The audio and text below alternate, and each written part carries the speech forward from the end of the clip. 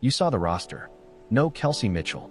So why does it feel like every fourth quarter since then has turned into her personal statement? Today, we're breaking down the exact sequences where she took over late and forced everyone to pay attention. Stay with me, because we're going possession by possession. How her first step is burning bigger defenders, the finishes she's choosing at the rim, and what it looks like next to Caitlin Clark when the game tightens. By the end, you'll see why her response is louder than any press release. Everyone saw who made Paris. Almost nobody saw the spike coming this fast. So why did Kelsey's scoring gear up the moment the names dropped? Here's the context we need before the surge.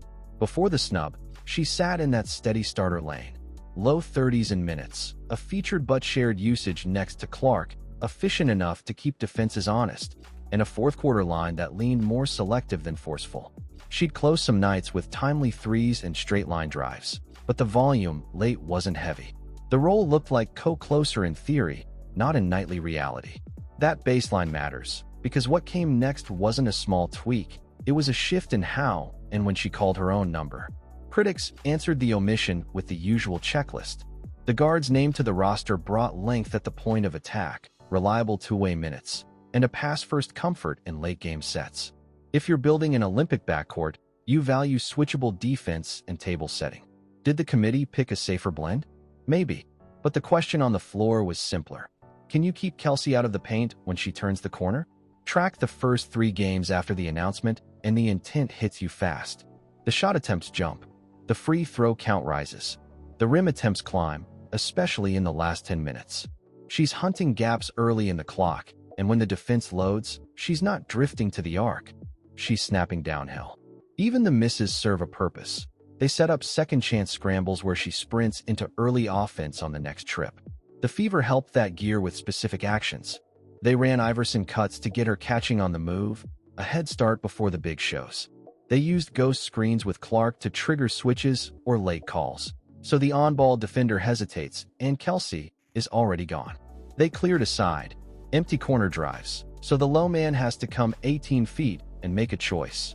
Tag early and give up a spray 3, or tag late and meet her at the dotted line. Both are losing options when her first step wins. One possession shows the math. Taller wing shades left. Kelsey jabs, crosses, and snaps that first step so the defender's chest is a half beat behind. Now the wing is stuck on her hip. The low man stunts, too late to take a charge, too early to block. Kelsey lifts into the body, inside hand, takes contact on the ribs, and the whistle comes. That's what happens when the help has to come from the nail instead of the block. The analytics back the eye test. Paint touches per fourth jump, which pulls the weak side in and opens kickouts later. Points per chance and early offense tick up because her first move now starts before the shell is set. Against size, her rim finishing holds, quick gathers, high glass, and angles that erase length. You see fewer floaters and more one-step takes at the dotted. Yes, the sample's small, so be careful. But the trend line is clear. The play calls lean closer mode. More empty side, more rejects, more ATO looks pointed at her matchup. She's owning the last 5 minutes, not waiting for them.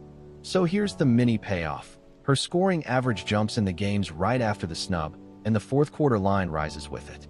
The chip shows up as points, free throws, and rim pressure, not quotes. And now that the switch flipped, the fun part is rolling the tape on the closes. Those final 5-minute stretches where she iced it and made everyone stop scrolling. So what actually flipped in the last 5 minutes that turned tight games into Kelsey's stage? It's the reads, the spacing, and how she's timing her bursts next to Clark's gravity. Late, the Fever stops sprinkling touches and hand her the wheel. The ball finds her on the move, the court widens, and the decisions get simple. Beat the first defender, finish before the second arrives, or punish the big when they backpedal. Here are the 3 looks that cause trouble. First, the 2-3 with high hands. The top 2 guards push you sideways, not downhill, while the wings sit on skip lanes with their feet in the paint. The middle stays active, ready to stunt and recover, so your pocket pass isn't clean. Second, the 1-2-2 or 3-2 matchup that morphs on the first pass. It starts like a zone, then sticks to your cutters and switches responsibilities mid-rotation. Your safe swing becomes a live dribble trap at the sideline because the top defender sprints to chest you as you turn. Third, the drop to switch out of Spain pick and roll. The big drops to contain. A back screener clips your roller, and on the rescreen the coverage flips to a switch with a stunt from the nail. One beat late, and you're throwing into a crowd. Rookies see windows. Those windows are baits. The nail help comes earlier than they expect. The baseline trap snaps when they pick up, and the corner closeout is delayed just long enough to lure the pass. They read open, then release, then realize the angle was taken away after the ball leaves their hand. That's the trap by design. Time your pickup, then attack your sight line. Watch how vets short-circuit it in Spain action. The screener slips early to the dotted line, not the rim, which freezes the low man. Now there are two defenders tagging the roll space and nobody owning the slot. The guard doesn't drift or retreat. One stride, eyes on the tag. Ball hits the slot before the stun arrives. No extra bounce, no hang dribble, just a pass through the gap while the defense is between jobs. The result is a clean catch with a downhill lane or an easy extra to the corner. Turnovers tell the story in these sets. First-year guards spike under zone and press looks because the reads stack faster than their internal clock. Vets keep their turnover percentage steady by trimming pickups and skipping the baited pass. In a short possession game, that gap gets loud. One bad live ball mistake turns into 2 points and a cross match the other way. Stack 3 of those in a quarter, and your cushion disappears. Chelsea Gray keeps those endings calm. Late clock, no panic pickup, eyes living on the weak side tag, and the pocket pass leaves her hand the second the big's hips open. The 1-2-2 can't trigger its second rotation because the first read is gone before they finish their stunt. Now you're scoring or resetting without burning a timeout. Diana Taurasi wins the opening beats. She calls the lift and shake before the ball crosses half, nudges a teammate into the empty space, and points the screener into the ghost that forces a soft switch.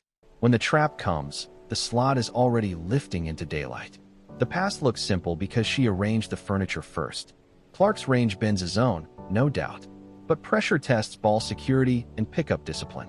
A live dribble turnover at mid-court becomes instant transition, which is the one thing USA refuses to feed. Against FIBA traps, the winning stat isn't just points created, it's errors avoided. That drove the veteran choice for this run. So what closes the gap next time?